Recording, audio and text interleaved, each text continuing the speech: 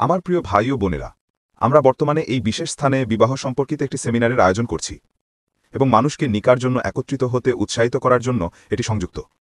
এবং বিবাহ করা, বিবাহে আগ্রহী হওয়া, মানুষকে বিবাহে সহায়তা করা এবং বিবাহের ক্ষেত্রে ইতিবাচকতার বাহক হতে সক্ষম হওয়া নবী সাল্লাল্লাহু আলাইহি ওয়াসাল্লামের একটি সুন্নত। কিন্তু অনেকেই বিয়ে করার যোগ্যতা অর্জনের জন্য কি প্রয়োজন তা নিয়ে কথা বলেন না। প্রথমত, আপনাকে খুব ধৈর্যশীল ব্যক্তি হতে হবে। যদি আপনার ধৈর্য না থাকে তাহলে আপনি বিয়ে করার যোগ্য নন। তাই আপনার ধৈর্য ধরে কাজ করুন। আপনাকে খুব দায়িত্বশীল ব্যক্তি হতে হবে। তাই যদি আপনি দায়িত্বশীল না হন তাহলে আপনি এখনও বিয়ে করার যোগ্য নন। তাই লোকেরা 15 বছর 16 বছর বয়সী তারা বলে আমি নিকাহ করতে চাই, কারণ স্কুল বা কলেজে আপনার কারোর প্রতি ক্রাশ ছিল। এটা যথেষ্ট নয়।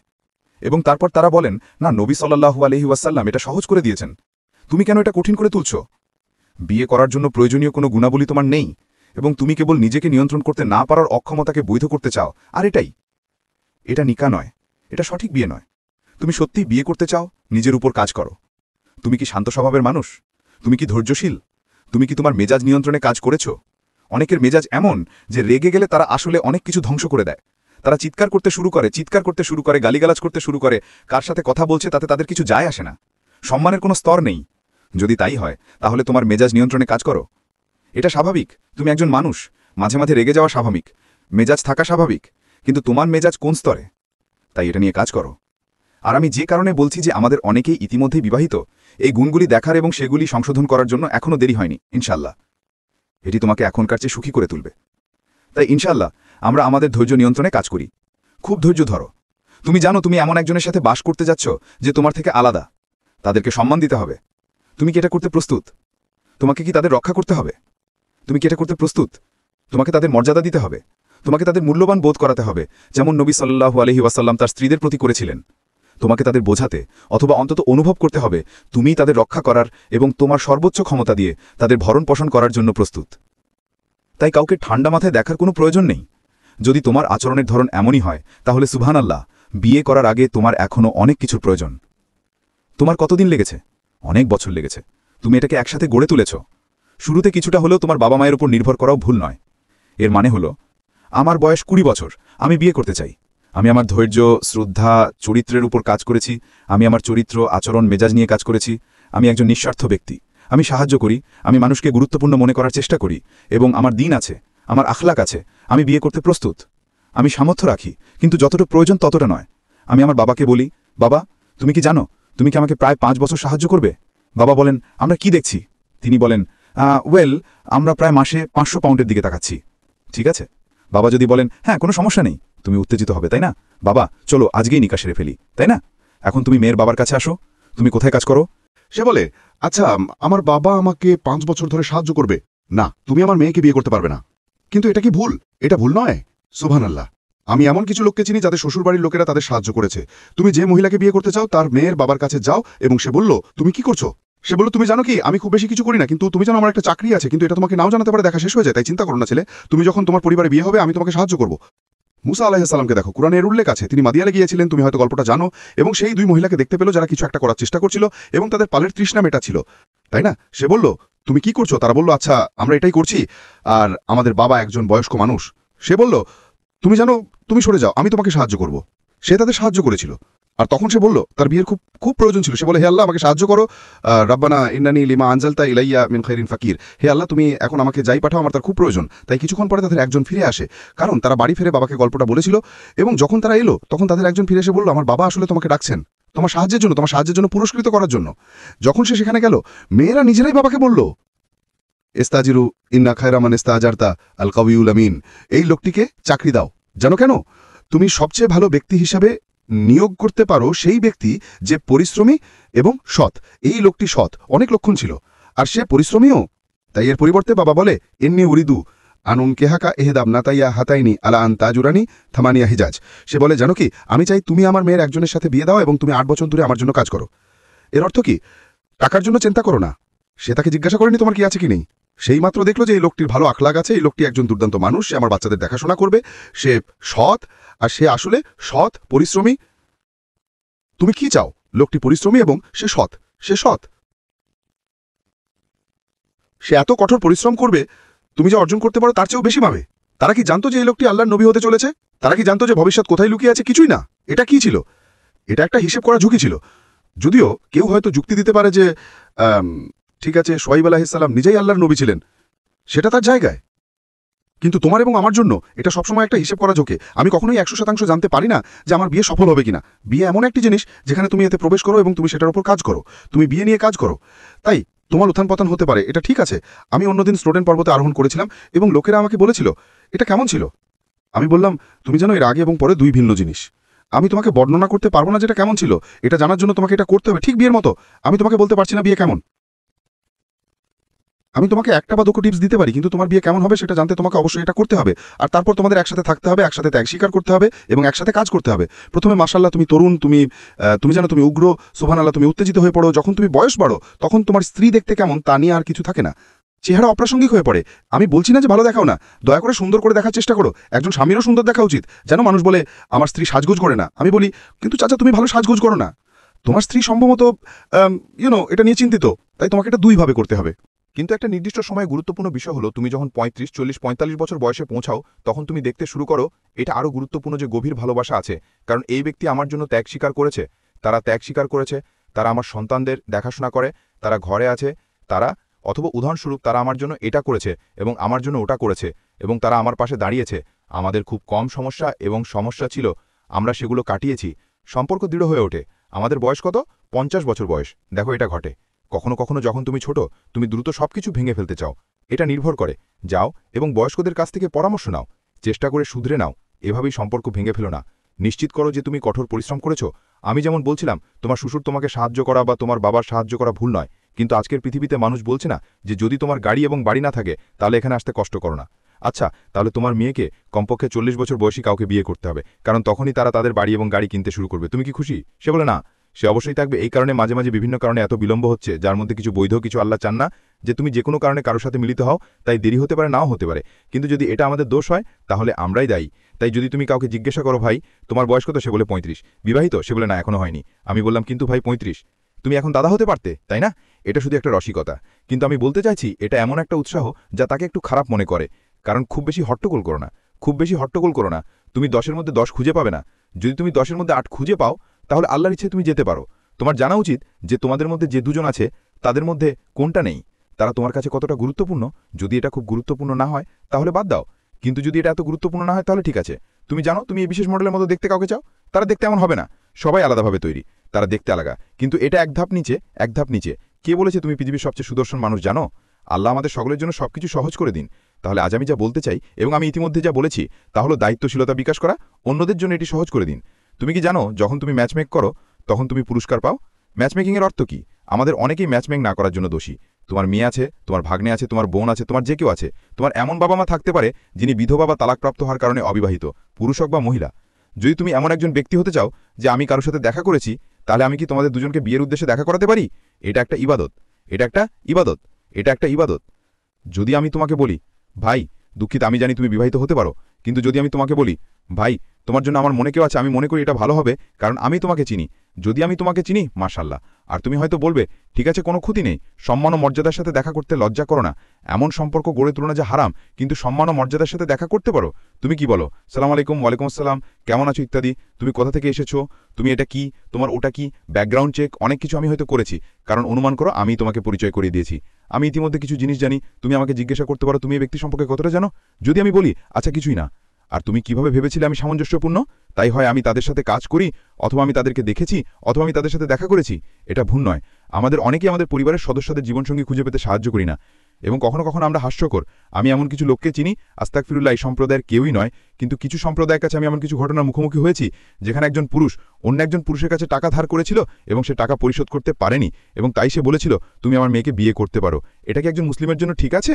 ওয়াল্লাহি এটা হারাম। আমরা বাচ্চা কেনা বেচা করি না, তুমি এটা করতে পারো না, কারণ তুমি এবং আমি এটা ঘটতে দেখেছি। মানে আমি কিছু মামলা মোকাবেলা করেছি, কিন্তু আমরা সম্মানিত মানুষ, আমরা আমাদের পরিবারের দেখাশোনা করব। তুমি কি জানো নবী সাল্লাল্লাহু আলাইহি সাল্লাম বলেছেন যদি তোমার 3 মেয়ে থাকে তুমি তাদের দেখাশোনা করো, তুমি তাদের বড় করো, তুমি তাদের লালন পালন করো। একটি বর্ণনায় বলা হচ্ছে 2টি, কিন্তু সাধারণটি হলো 3টি। আর তুমি তাদের বড় করো, আর তুমি তাদের ভালো ঘরে বিয়ে দাও, আর আল্লাহ তোমার জন্য জান্নাতুল ফেরদাউস লিখবেন, জান্নাত। কন্যা, তারা জান্নাত আনবে। কেন জান্নাত? তুমি কি কখনো ভেবে দেখেছো কারণ কি? কারণ তুমি তাদের ছোটবেলা থেকেই লালন পালন করেছো, অন্য কারোর জন্য প্রস্তুত করেছো, এটাই কারণ। তুমি কথাটা মেনে চলো। আমি আমার মেয়েকে ভালোবাসি। যাই হোক, আমার 8টি মেয়ে আছে মাশাআল্লাহ।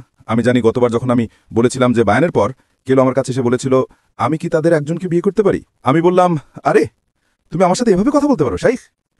যাই হোক, কিন্তু সে সাহস তৈরি করেছিল। আমি গর্বিত ছিলাম যে তার সাহস ছিল, জানো তো। কিন্তু যা হয় তা হলো আমরা তাদের লালন পালন করি, ভালোবাসি, সম্মান করি। তারাও মানুষ, তাদের মাঝে মাঝে একটা বা দুটো ছোটখাটো ত্রুটি থাকতেই পারে। যখন তারা বড় হয় তখন সেগুলো কাউকে দেওয়া বেদনাদায়ক এবং খুবই ঝুঁকিপূর্ণ। আমি এগুলো কাকে দিচ্ছি? যখন তুমি এগুলো কাউকে দিয়ে দাও এবং দেখা যায় যে সেই ব্যক্তি একজন আসক্ত এবং সে একজন সমস্যা এবং সে তোমাকে গালিগালাজ করতে শুরু করে এবং তোমার সন্তানকে মারধর করতে শুরু করে, তোমার কেমন লাগছে? তোমার কেমন লাগছে? এটা হলো যন্ত্রণা, অসহ্য। তাই আমাদের নিজেদের স্বামী স্ত্রীর সাথে এটা করা উচিত নয়, কারণ আমাদের স্বামী স্ত্রীও অন্য কারোর মেয়ে, অন্য কারো। আমাদের স্বামী স্ত্রী অন্য মানুষের সন্তান, তাদেরও প্রিয় ভাই বোন আছে। তোমার পরিবারকে সম্মান করো, তোমার স্ত্রীকে, তোমার স্বামীকে সম্মান করো, সম্মান করো। তুমি তাদের সংশোধন করতে চাও, তুমি রাগ করো, তোমার রাগ নিয়ন্ত্রণ করো। তুমি তাদের সংশোধন করতে চাও, গালিগালাজ করো না, গালিগালাজ করো না। আল্লাহ তোমাকে জান্নাত দান করবেন। আর মনে করো না যে তুমি খুন করে পার পাবে, তুমি পারবে না। মানে ভাবো না যে তুমি যদি কিছু ভুল করো তাহলে তুমি পার পাবে। সে কে কে তাকে সাহায্য করতে আসবে? আল্লাহ তার সাহায্যে আসবেন, আল্লাহ আসবেন। একদিন তোমাকে মূল্য দিতে হবে। তাই সাবধান, একে অপরের যত্ন নিতে শিখুন। তাই আমি এখানে যে বিষয়টি উত্থাপন করছিলাম তা হলো ভালো মন দিয়ে একটি ইবাদত করা। কারণ নবী সাল্লাল্লাহু আলাইহি ওয়াসাল্লাম এটা করতেন এবং সাহাবা রাদিয়াল্লাহু আনহু মাঝে মাঝে এটা করতেন। প্রত্যেকের ক্ষেত্রে নয়, কিন্তু মাঝে মাঝে তারা একটা ভালো ভূমিকা দিতেন। তুমি কি জানো, আমার মনে হয় এটি তোমার জন্য একটি ভালো বিকল্প। এবং এর একটা কারণ হলো যখন মেয়েদের কথা আসে, বিশেষ করে যারা বিনয়ী ইত্যাদি, তখন কেউ তাদের সম্পর্কে খুব বেশি কিছু জানে না। কতজন লোক জানে যে তোমার মেয়ে আছে? না, তারা জানে না। কে জানে? অথবা খুব কম, বৃত্তটি খুব ছোট। কিন্তু যদি তুমিই হও যে প্রতিদিন মসজিদে আসো, তুমি এই সব তরুণদের দেখতে পাও, আমি তোমাকে বলতে পারি যখন আমি তরুণদের দেখি তখন আমার মনে হয় এই লোকটি, তুমি জানো তাকে দেখা যাক, তুমি জানো সে প্রোফাইলের সাথে মানানসই হতে পারে। তাহলে তাহলে কি? এতে কোনো ভুল নেই। আমি হয়তো কখনো কারোর সাথে কথা বলি না, কিন্তু অন্তত এটা আমার মনে সবসময় থাকে। আমার একটা দায়িত্ব আছে, তাই আমি তাকিয়ে আছি। একদিন আমি একজন তরুণকে দেখি, মাশাআল্লাহ তুমি কেমন আছো, মাশাআল্লাহ এই লোকটি প্রতিদিন এখানে থাকে, আমি তাকে দেখি, সে খুব ভালো কথা বলে। রমজান আমরা একসাথে এটা করেছি। একদিন তুমি তার সাথে কথা বলতে পারো এবং বলতে পারো ভাই তোমার বয়স কত, তুমি কোথা থেকে এসেছো, তুমি কি করছো? আমি একটু মাছ ধরার চেষ্টা করছি, জিনিসপত্র নষ্ট করার জন্য আমি মাছ ধরার চেষ্টা করছি না। আমি চাই সে হয়তো আমার মেয়ে, আমার বোনের, হয়তো আমার ভাগ্নির আমার কারোর জন্য ভালো হতে পারে। আমাদের এটা করতে হবে আমার প্রিয় ভাই ও বোনেরা, এটাই আসল উপায়। আমাদের এটা করতে হবে। আর তোমাদের পরিবারের আশীর্বাদ সবসময় পাওয়ার জন্য যথাসাধ্য চেষ্টা করবে। পরিবার খুবই গুরুত্বপূর্ণ। আমরা পরিবারের গুরুত্ব বুঝতে পারি না। পরিবারের উচিত সহজ সরল বোধগম্য, কিন্তু আমাদের পরিবারের আশীর্বাদ প্রয়োজন। নিজেদের পরিবার থেকে নিজেকে বিচ্ছিন্ন করো না, এটা খুবই বেদনাদায়ক। ভবিষ্যতের জন্য তোমাদের মূল্য দিতে হবে, যদি না তারা খুব খুব বিষাক্ত হয়। মনে রাখবে, তোমাদের পরিবার আল্লাহ প্রদত্ত। পারিবারিক বন্ধন বজায় রাখা একটি বিশাল ইবাদত, যা আল্লাহ কোরআনে উল্লেখ করেছেন। তাই আমার ভাই ও বোনেরা, বিবাহ সম্পর্কে আমার কাছে মাত্র কয়েকটি পরামর্শ ছিল, কারণ আমরা যে সিম্পোজিয়ামটি করছি তা সম্পূর্ণ বিবাহ সম্পর্কে। তাই আমি ভাবলাম সুযোগটা কাজে লাগাতে দিন, জুমার দিনও বিবাহ সম্পর্কে কথা বলতে। কিন্তু আমার আর কয়েক মিনিট বাকি আছে, আর আমি গাজা যেতে চাই। আমি সরাসরি গাজা যেতে চাই, কারণ গাজায় আমাদের ভাই ও বোনদের দুর্দশার কথা উল্লেখ না করে বক্তৃতা দেওয়া আমাদের জন্য ঠিক হবে না। তাদের জমি দখল, মূলত তাদের সম্পূর্ণ সম্পত্তি ধ্বংস, তাদের বিরুদ্ধে গণহত্যা যা সংগঠিত হচ্ছে, এবং আমরা অসহায়ভাবে বসে আছি। আমরা এ ব্যাপারে খুব কমই করতে পারি। আমরা দোয়া করছি, দান করছি, মানুষকে এ ব্যাপারে সচেতন করছি, সচেতনতা তৈরি করছি, এবং আমাদের যতটুকু ক্ষুদ্র সামর্থ্য আছে তা দিয়ে যথেষ্ট চেষ্টা করছি। প্রতিদিন তোমাদের দোয়া এগুলো মনে রাখবে, তাদের কাছে পৌঁছাও এবং অন্যদের কি ঘটছে তার সম্পর্কে সচেতন করো। একদিন তাদের বিজয় আসবে, একদিন সবকিছু উল্টে যাবে। আল্লাহর কসম, এটা অবশ্যই ঘটবে, কারণ আল্লাহ আক্রাসন আর অপারেশনকে একটা নির্দিষ্ট সময়ের বেশি সময় ধরে চলতে দেন না। এটা চলে যেতে হবে। ফেরাউনের দিকে তাকাও, যখন তুমি ফেরাউনের দিকে তাকাও, সে আক্রাসী ছিল কয়েকজন প্রজন্ম ধরে, দীর্ঘ সময়ের জন্য, আসলে অনেক দীর্ঘ সময়ের জন্য। এবং কি ঘটেছিল? এমন একটি দিন ছিল যখন আল্লাহ সুবহানাহু ওয়া তাআলা তাকে ধ্বংস করেছিলেন। যতই মিথ্যা অপপ্রচারী থাকুক, আক্রাসী এবং অপপৃষিতকে রক্ষা করতে পারবে না। তারা যা ইচ্ছা করতে পারে, তারা হেরে যাবে, তাদের হারতে হবে। এবং আমি যে কারণে বলছি তাদের হারতে হবে তা হলো আল্লাহ আছেন। তারা জানে তারা কি করেছে, এবং তারা জানে যে তারা যে গণহত্যা চালিয়েছে এবং যারা তাদের যে কোনোভাবে, যে কোনো আকারে বা যে কোনোভাবে সমর্থন করেছে, তারা সবাই সমানভাবে দোষী। আল্লাহ তাআলা যেন সারা পৃথিবীতে কল্যাণ দান করেন। আর আমরা যখন তাদের জন্য দোয়া করি, তখন আমি জানি আমাদের মধ্যে অনেকেই সংগ্রাম করছি। আল্লাহ আপনার জন্য সবকিছু সহজ করে দিন। আপনাদের মধ্যে অনেকেই হয়তো আপনার চাকরি, আয়, পরিবার, স্বাস্থ্য, প্রিয়জনের হারানোর কষ্ট, কোনো না কোনো অসুবিধা, কষ্টে ধুকছেন। আমরা এই মন্দির থেকে দোয়া করি, আল্লাহ যেন আপনার জন্য সবকিছু সহজ করে দিন। যারা প্রিয়জন হারিয়েছেন, আল্লাহ যেন আপনাকে শুভরে জামিল দান করেন, এবং আল্লাহ তাদেরকে জান্নাতুল ফেরদাউসের সর্বোচ্চ মর্যাদা দান করেন, এবং আল্লাহ আমাদের একত্রিত করেন, এবং আমাদের সবাইকে জান্নাতুল ফেরদাউসে নবী, রাসূল, সিদ্দিকী, শুহাদা এবং সালেহিনদের সাথে একত্রিত করেন। এবং আল্লাহ আমাদের নবী মুহাম্মদের উপর দরুদ ও সালাম বর্ষণ করুন। এবং আমাদের শেষ প্রার্থনা হলো সমস্ত প্রশংসা আল্লাহর জন্য, যিনি বিশ্ব জগতের প্রতিপালন। আমরা বাচ্চা কেনা বেচা করি না, তুমি এটা করতে পারো না, কারণ তুমি এবং আমি এটা ঘটতে দেখেছি। মানে আমি কিছু মামলা মোকাবেলা করেছি, কিন্তু আমরা সম্মানিত মানুষ। আমরা আমাদের পরিবারের দেখাশোনা করব। তুমি কি জানো নবী সাল্লাল্লাহু আলাইহি সাল্লাম বলেছেন, যদি তোমার 3 মেয়ে থাকে তুমি তাদের দেখাশোনা করো, তুমি তাদের বড় করো, তুমি তাদের লালন পালন করো। একটি বর্ণনায় বলা হচ্ছে 2টি, কিন্তু সাধারণটি হলো 3টি। আর তুমি তাদের বড় করো, আর তুমি তাদের ভালো ঘরে বিয়ে দাও, আর আল্লাহ তোমার জন্য জান্নাতুল ফেরদাউস লিখবেন। জান্নাত কন্যা, তারা জান্নাত আনবে। কেন জান্নাত? তুমি কি কখনো ভেবে দেখেছো কারণ কি? কারণ তুমি তাদের ছোটবেলা থেকেই লালন পালন করেছো, অন্য কারোর জন্য প্রস্তুত করেছো। এটাই কারণ। তুমি কথাটা মেনে চলো। আমি আমার মেয়েকে ভালোবাসি। যাই হোক, আমার 8টি মেয়ে আছে মাশাআল্লাহ। আমি জানি গতবার যখন আমি বলেছিলাম যে বায়ানের পর কেউ আমার কাছে এসে বলেছিল, আমি কি তাদের একজনকে বিয়ে করতে পারি? আমি বললাম, আরে তুমি আমার সাথে এভাবে কথা বলতে পারো শাইখ? যাই হোক, কিন্তু সে সাহস তৈরি করেছিল।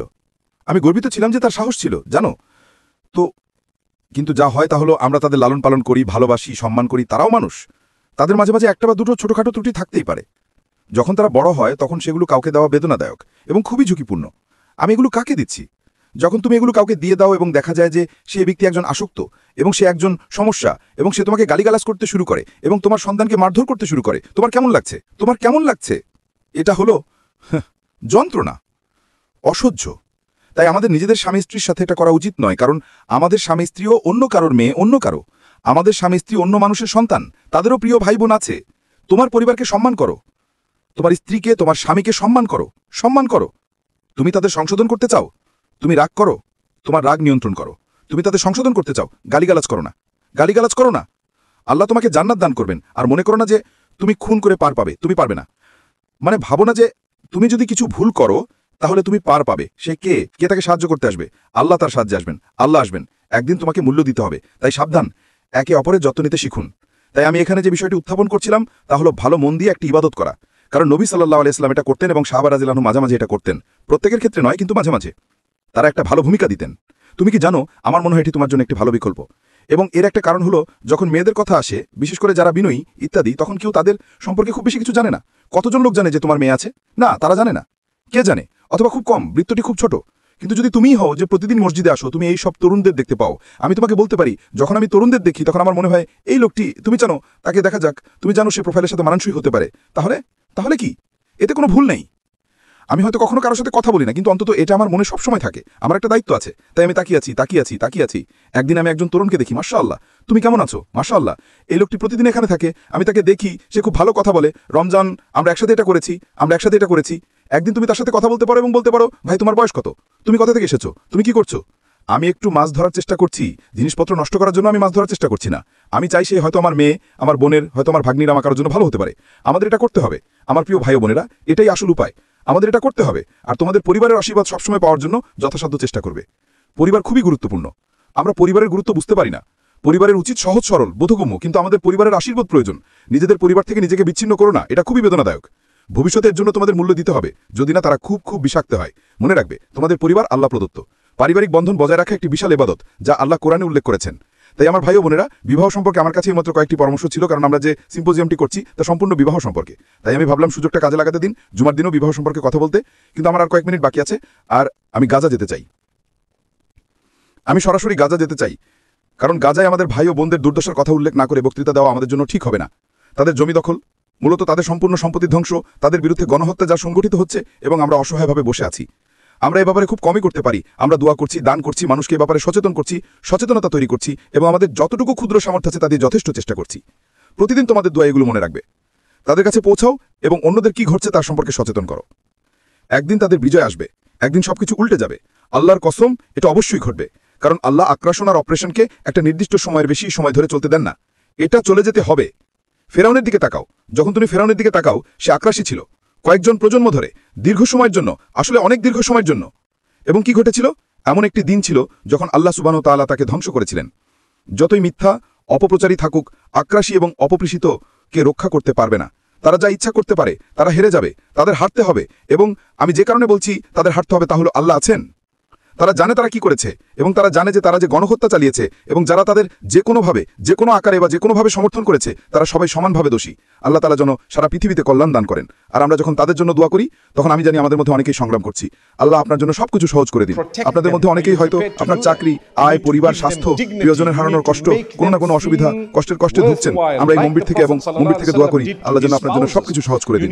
যারা প্রিয়জন হারিয়েছেন আল্লাহ যেন আপনাকে শুকরে জামিল দান করেন এবং আল্লাহ তাদেরকে জান্নাতুল ফেরদাউসের সর্বোচ্চ মর্যাদা দান করেন এবং আল্লাহ আমাদের একত্রিত করেন এবং আমাদের সবাইকে জান্নাতুল ফেরদাউসে নবী, রাসূল, সিদ্দিকী, শুহাদা এবং সালেহিনদের সাথে একত্রিত করেন এবং আল্লাহ আমাদের নবী মুহাম্মদের উপর দরুদ ও সালাম বর্ষণ করুন এবং আমাদের শেষ প্রার্থনা হলো সমস্ত প্রশংসা আল্লাহর জন্য যিনি বিশ্ব জগতের প্রতিপালন।